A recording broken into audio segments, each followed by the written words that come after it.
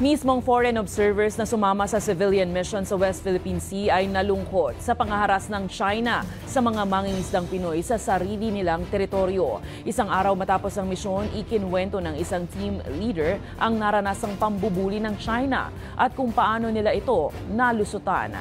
Mula sa Zambales, may balitang A to Z si Ace Cruz. Kwento ng team leader na advanced vessel Agnito Coalition, nasa 25 nautical miles na lamang sa labas ng Bao de Masinloc nang maramdaman niyang haharangin sila ng Chinese forces.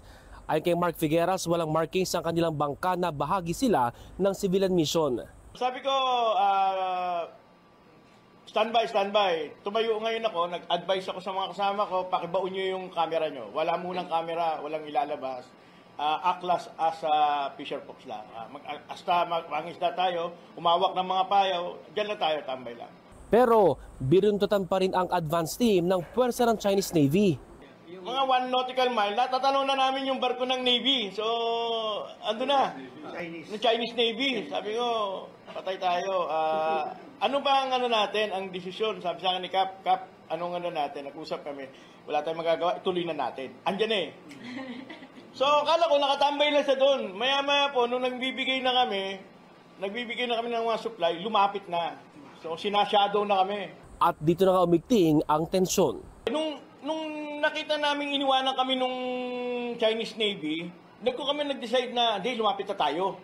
Kaso nga po, may rumadyo sa amin na may nakaabang na sa amin doon. 5 hanggang 6 na Coast Guard.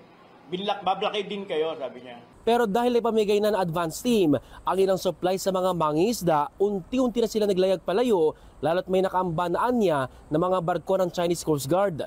Tagumpay mang may tuturing ang supply mission, may ilang mangingisda pa rin ang ayaw pakampante sa kanilang kaligtasan, lalo na raw kung may armas na sila makakarap sa susunod na pagpalaot.